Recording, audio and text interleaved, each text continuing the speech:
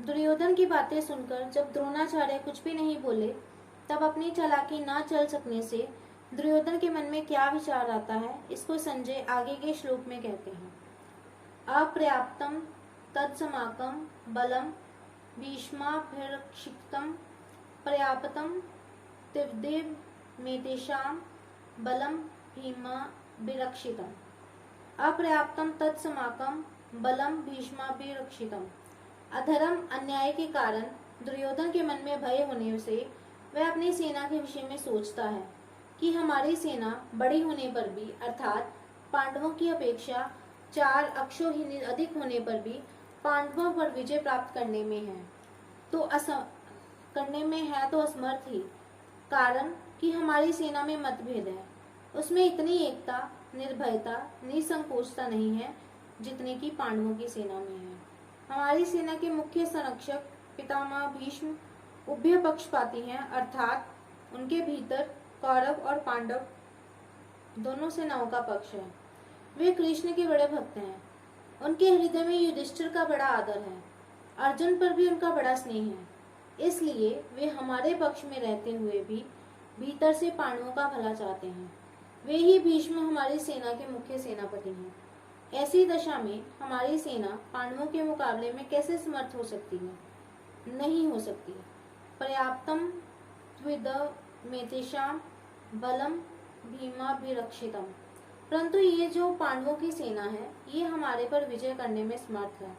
कारण कि इनकी सेना में मतभेद नहीं है, प्रत्युत सभी एकमत होकर संगठित हैं।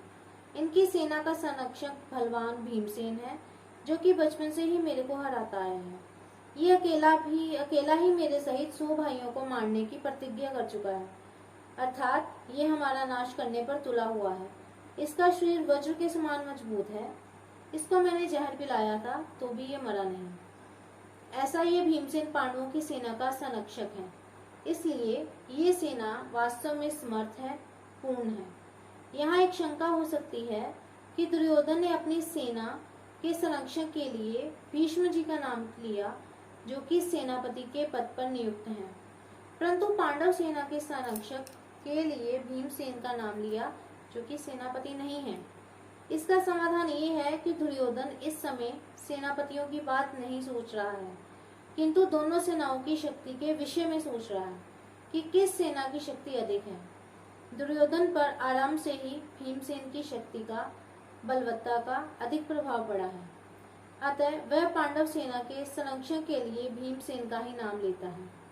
विशेष बात, अर्जुन कौरव सेना को देखकर किसी के पास न जाकर हाथ में धनुष उठाते हैं, पर दुर्योधन पांडव सेना को देखकर द्रोणाचार्य के पास जाता है और उनसे पांडवों की व्यूह रचना युक्त सेना को देखने के लिए कहता है।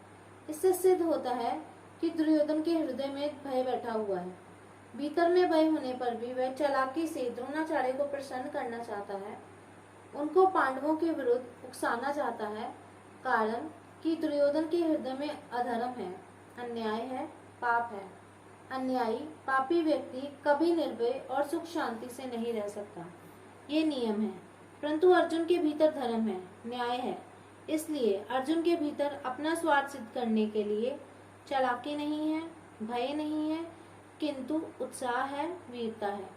तभी तो वे वीरता में आकर सेना निरीक्षण करने के लिए भगवान को आज्ञा देते हैं कि हे अच्युत, दोनों सेनाओं के मध्य में मेरे रथ को खड़ा कर दीजिए। इसका तात्पर्य है कि जिसके भीतर नाशवान धन संपत्ति आदि का आश्रय है, आदर है, और जिसके भीतर अधर्म है, अन्याय है, दुर्भाव है, उसके भीतर वास्तविक बल नहीं होता। वह भीतर से खोखला होता है और वह कभी निर्भय नहीं होता। परंतु जिसके भीतर अपने धर्म का पालन है और भगवान का आश्रय है, वह कभी भयभीत नहीं होता। उसका बल सच्चा होता है, वह सदा निश्चिंत और निर्भय रहता है। अतः अपना कल्याण चाहने वाले साधकों को अधर्म, अन्याय आदि का सर्वथा त्याग करके और एकमात्र भगवान का आश्रय लेकर भगवत प्रीत्यर्थ अपने धर्म का अनुष्ठान करना चाहिए। भौतिक संपत्ति को महत्व देकर और संयोगजन्य सुख के प्रलोभन में फंसकर कभी अधर्म का आश्रय नहीं लेना चाहिए, क्योंकि इन दोनों से मनुष्य का कभी हित नहीं होता। प्रत्युत अहित ही होता है। परिशिष्ट भाव। अर्जुन ने अस्त्र शस्त्रों से सुसज्जित नारायण की सेना को छोड़कर निशस्त्र भगवान श्री कृष्ण को स्वीकार किया था और दुर्योधन ने भगवान को छोड़कर उनकी नारायणी सेना को स्वीकार किया था। तात्पर्य है कि अर्जुन की दृष्टि भगवान पर थी और दुर्योधन की दृष्टि वैभव पर थी। जिसकी दृष्टि भगवान पर होती है उसका हृदय बलवान होता है, क्योंकि भगवान का बल सच्चा है, परंतु जिसकी दृष्टि संसारिक वैभव पर होती है उसका हृदय कमजोर होता है, क्योंकि संसार का बल कच्चा है।